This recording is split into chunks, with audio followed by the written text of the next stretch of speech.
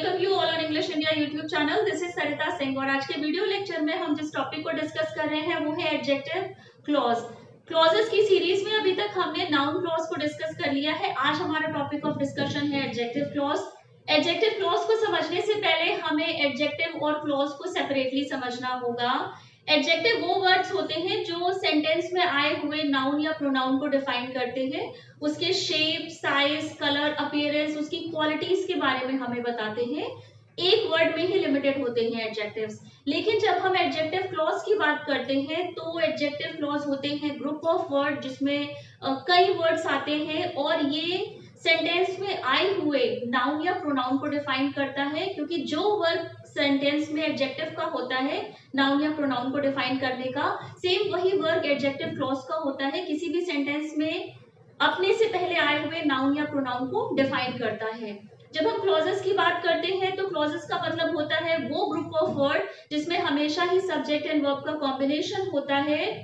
Clauses further two parts में divide होते हैं, independent clause and dependent clause. Independent clause alone stand करते हैं, कंप्लीट सेंस देते हैं, लेकिन जो डिपेंडेंट क्लॉज होते हैं वो कंप्लीट सेंस नहीं देते हैं। ऑल्दो उसमें सब्जेक्ट एंड वर्ब का अग्रीमेंट होता है, लेकिन अपने सेंस को प्रूव करने के लिए, अपना कंप्लीट सेंस देने के लिए डिपेंडेंट क्लॉज हमेशा ही सेंटेंस के मेन क्लॉज पर डिपेंड होते हैं। जब हम डिपेंडेंट क्लॉज की बात करते हैं तो वो फर्दर थ्री पार्ट्स में डिवाइड होते हैं, noun clause, adjective clause and adverb clause. Noun clause को हम डिस्कस कर चुके हैं, वीडियोस आपको चैनल की प्लेलिस्ट में मिल जाएंगे। तो आज हम एडजेक्टिव क्लॉज को डिस्कस करेंगे। तो ये आपको ध्यान में रखना है कि सेंटेंस में जो वर्ग एडजेक्टिव का होता है, मतलब नाउन या प्रोनाउन को डिफाइन करना, सेम वही वर्ग होता है सेंटेंस में एडजेक्टिव क्लॉज का, मतलब वो अपने से पहले आए हुए नाउन या प्रोनाउन को डिफाइन करता है। तो कुछ पॉइंट्स है उन्हें हम डिस्कस करते हैं। तो सबसे पहले क्या होता है, जो एडजेक्टिव क्लॉज है ये ग्रुप ऑफ वर्ड है, कई सारे ग्रुप से मिलके, कई सारे वर्ड से मिलके बना होता है।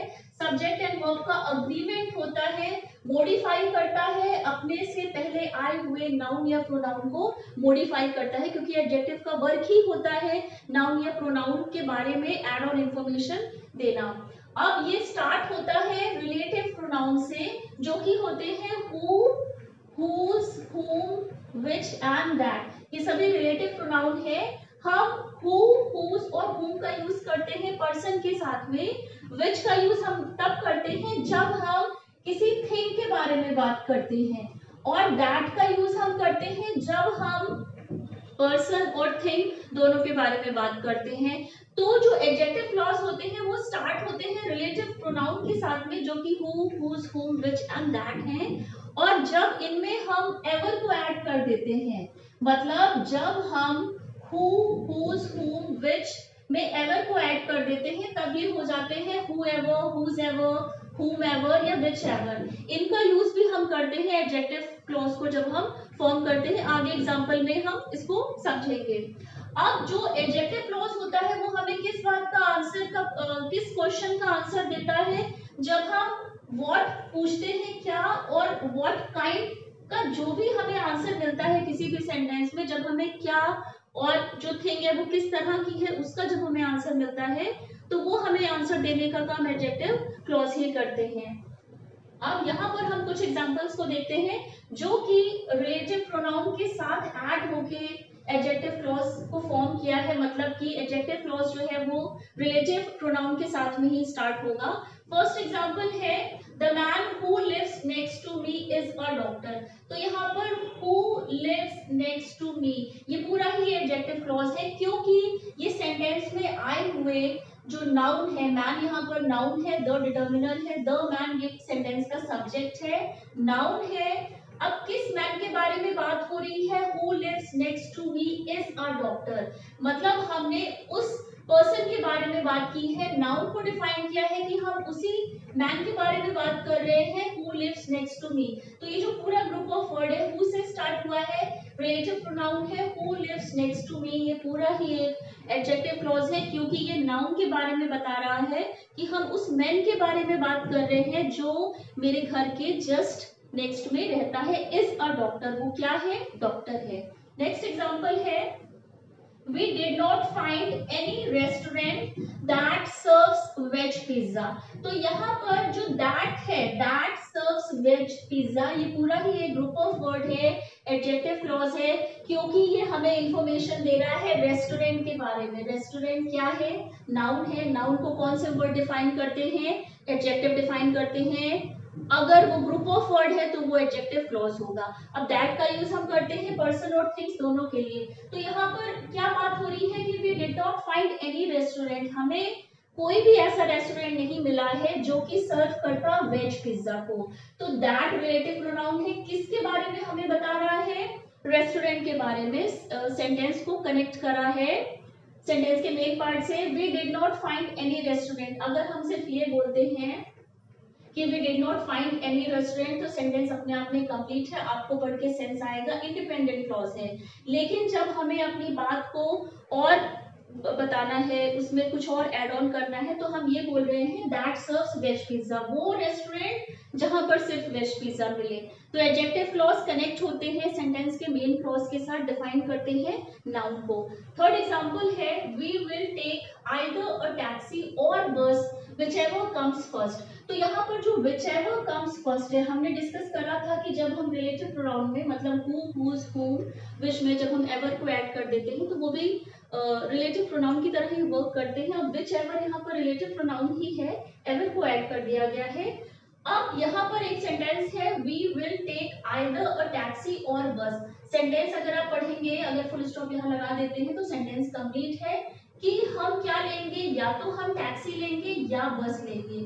बट हम क्लॉजेस का यूज करते हैं जब हम दो सेंटेंस को ऐड करते हैं सिंपल सेंटेंस से, जब हम कॉम्प्लेक्स सेंटेंस को फॉर्म करते हैं तब हम क्लॉजेस का यूज करते हैं। तो यहाँ पर whichever comes first ये पूरा ही एक एडजेक्टिव क्लॉज है, क्योंकि ये कनेक्ट हो रहा है सेंटेंस के मेन पार्ट के साथ। जो मेन क्लॉज है डिफाइन कर रहा है कि हम, अगर आप ये सेंटेंस पढ़े we will take either a taxi or a बस, तो सेंटेंस कंप्लीट है, लेकिन एड ऑन इंफॉर्मेशन और दे दी है कि जो भी पहले आएगा whichever comes first। अगर टैक्सी पहले आती है तो we will take the taxi, अगर बस पहले आती है तो हम बस को ले लेंगे।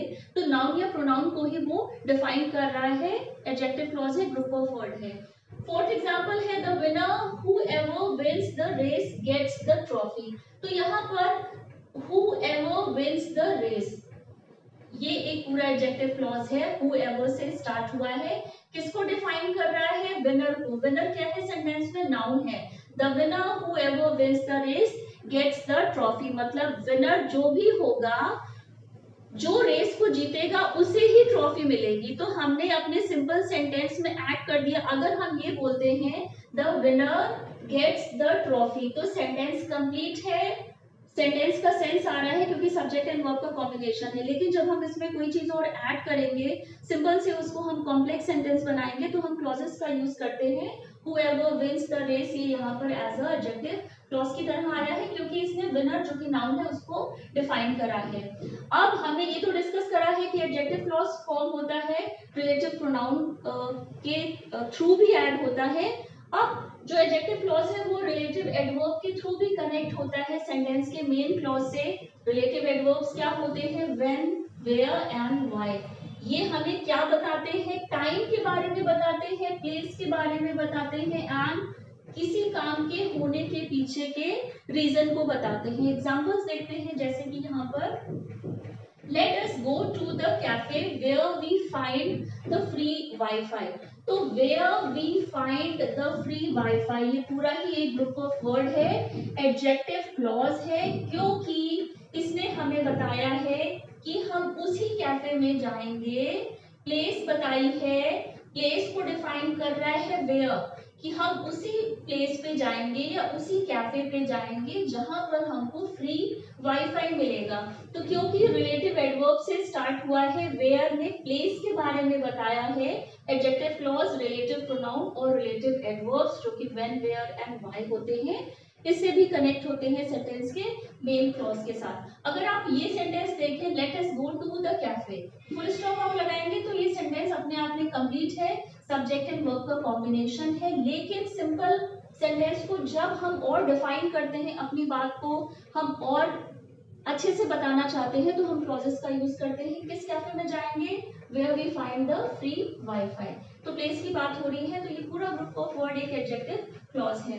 लास्ट एग्जांपल है the movie Annabelle is the reason why I got rid of my doll collection. तो ये पूरा जो वाई से शुरू हुआ है ये एज अ रिलेटिव एडवर्ब की तरह आया है, रीजन बताया है कि रीजन क्या है, जो मूवी देखी गई है एनाबेल उसकी वजह से I got rid of my doll collection. तो जब रीजन की बात हो रही है, रीजन को बताया गया है, हमने रिलेटिव एडवर्ब वाई का यूज करा है, एडजेक्टिव क्लॉज है क्योंकि रिलेटिव एडवर्ब वाई से शुरू हुआ है।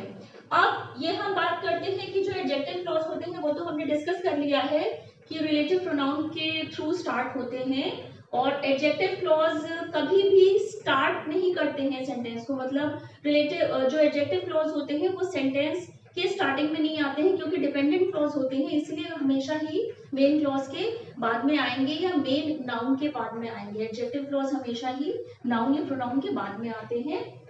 अब हमने ये तो डिस्कस कर लिया है कि जो रिलेटिव एडजेक्टिव क्लॉज हैं वो रिलेटिव प्रोनाउन से स्टार्ट होते हैं, उनमें अगर हम एवर को ऐड कर देते हैं तो वहां से भी हमारे एडजेक्टिव क्लॉज स्टार्ट होते हैं, रिलेटिव एडवर्ब से भी हमारे एडजेक्टिव क्लॉज स्टार्ट होते हैं।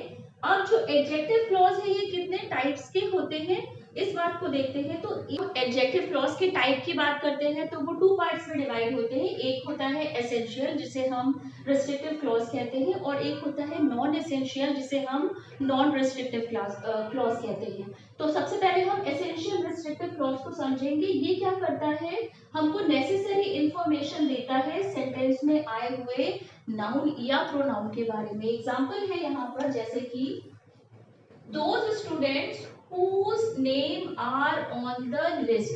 तो ये पूरा ही एक ग्रुप ऑफ वर्ड है, एडजेक्टिव क्लॉज है क्योंकि रिलेटिव प्रोनाउन whose से स्टार्ट हुआ है, डिफाइन कर रहा है किसको, स्टूडेंट्स को। स्टूडेंट क्या है सेंटेंस में, नाउन है। नाउन को कौन से वर्ड डिफाइन करते हैं, एडजेक्टिव डिफाइन करते हैं। तो सिर्फ वही स्टूडेंट, दोज स्टूडेंट्स जिनका नाम लिस्ट में है विल कंडक्ट द असेंबली। तो यहाँ पर हमने नेसेसरी इंफॉर्मेशन दी है कि हमने सिर्फ उन्हीं स्टूडेंट्स का नाम रखा है लिस्ट में जिन्हें कल की असेंबली करनी है। तो एसेंशियल क्लॉज वो होते हैं जो हमेशा ही नेसेसरी इंफॉर्मेशन देते हैं, आप सेंटेंस से इन्हें हटा नहीं सकते हैं। इसका नेक्स्ट एग्जांपल है peoples who study hard get better marks. तो यहाँ पर हु स्टडी हार्ड ये पूरा ही एक एडजेक्टिव क्लॉज है, हु से स्टार्ट हुआ है, रिलेटिव प्रोनाउन है, किसके बारे में बता रहा है, पीपल के बारे में बता रहा है कि वो पीपल या वो स्टूडेंट्स जो स्टडी हार्ड करते हैं, मेहनत करते हैं, वो हमेशा ही अच्छे मार्क्स लेकर आते हैं। तो एसेंशियल का मतलब ही हुआ वो ग्रुप ऑफ वर्ड या वो एडजेक्टिव क्लॉज जो उस सेंटेंस में नेसेसरी है उस सेंटेंस के नाउन या प्रोनाउन को डिफाइन करने के लिए, तो उसे हम एसेंशियल क्लॉज कहते हैं।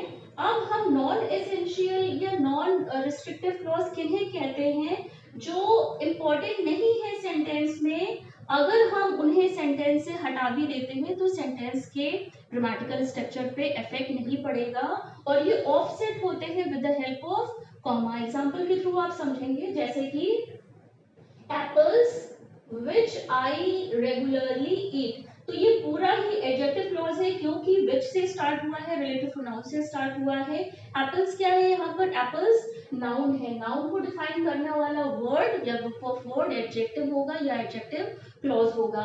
Are used in many recipes. तो जब हम नॉन एसेंशियल या नॉन रिस्ट्रिक्टिव क्लॉज की बात करते हैं, इन्हें हम ऑफसेट करते हैं, मतलब सेंटेंस से हटा सकते हैं। अगर हम इन्हें सेंटेंस से हटाते हैं तो सेंटेंस पर ग्रामेटिकल इफेक्ट नहीं पड़ेगा। अगर हम यहाँ पर सिर्फ ये बोले apples are used in many recipes, तो ये कंप्लीट सेंस दे रहा है, ग्रामेटिकली सेंटेंस हमारा करेक्ट है। लेकिन जब हमें नाउन या प्रोनाउन के बारे में कुछ हम एड ऑन इंफॉर्मेशन दे रहे हैं तो उसको भी हम रख सकते हैं सेंटेंस में, बट हम उसको कॉमा के अंदर ही रिस्ट्रिक्ट करेंगे, कॉमा से ही हो सेंटेंस में सेपरेटली समझ में आएंगे। तो यहाँ पर एप्पल्स के बाद में कॉमा लगा है एंड ईट के बाद में कॉमा लगा है, सेंटेंस से अगर इस पार्ट को हम हटा भी देते हैं तो सेंटेंस हमारा करेक्ट है, कोई भी इफेक्ट नहीं पड़ता है अगर हम इस पार्ट को या इस एडजेक्टिव क्लॉज को which I regularly eat को सेंटेंस से हटा लेते हैं। अब लास्ट एग्जांपल है Ram who is a doctor is returning to India after 5 years। तो यहाँ पर हु इज अ डॉक्टर ये एक एडजेक्टिव क्लॉज है, रिलेटिव प्रोनाउन से स्टार्ट हुआ है। अगर हम इस पूरे ग्रुप ऑफ वर्ड को हटा लेते हैं, ये हमें सिर्फ क्या कर रहा है, सिर्फ नाउन के बारे में एडिशनल इंफॉर्मेशन दे रहा है जो शायद जरूरी नहीं है। अगर हम हु इज अ डॉक्टर को सेंटेंस से हटा लेते हैं तब ये सेंटेंस होगा Ram is returning to India after 5 years। मतलब अगर हम एडजेक्टिव क्लॉज को हटा भी लेते हैं क्योंकि ये नॉन एसेंशियल क्लॉज है तो सेंटेंस पर ग्रामेटिकली इफेक्ट नहीं पड़ता है। तो आज के वीडियो लेक्चर में हमने एडजेक्टिव क्लॉज को डिस्कस करा है जो वर्क सेंटेंस में एडजेक्टिव करता है, मतलब नाउन या प्रोनाउन को डिफाइन करता है। सेम वही वर्क सेंटेंस में एडजेक्टिव क्लॉज का होता है। रिलेटिव प्रोनाउंस के साथ एडजेक्टिव क्लॉज स्टार्ट होते हैं, रिलेटिव एडवर्ब्स के साथ भी स्टार्ट होते हैं, तब ये हमें व्हेन, वेयर एंड व्हाई के बारे में बताते हैं। और जो एडजेक्टिव क्लॉज है ये 2 पार्ट्स में डिवाइड होता है, essential clause and non essential clause. Essential clause हमेशा ही जो एसेंशियल एडजेक्टिव क्लॉज होता है वो सेंटेंस के नाउन या प्रोनाउन के बारे में हमें नेसेसरी इंफॉर्मेशन देता है, हम उसे सेंटेंस से हटा नहीं सकते हैं। लेकिन जब हम नॉन एसेंशियल एडजेक्टिव क्लॉज की बात करते हैं तो ये ऑफसेट होते हैं कॉमर्स के साथ में, और ये एडिशनल इंफॉर्मेशन देते हैं। अगर वो हम इंफॉर्मेशन ना भी देना चाहें सेंटेंस में तो सेंटेंस हमारा ग्रामेटिकली करेक्ट होगा। हम नॉन एसेंशियल रिस्ट्रिक्टिव क्लॉज को सेंटेंस से हटा भी सकते हैं, फिर भी सेंटेंस हमारा ग्रामेटिकली करेक्ट होगा।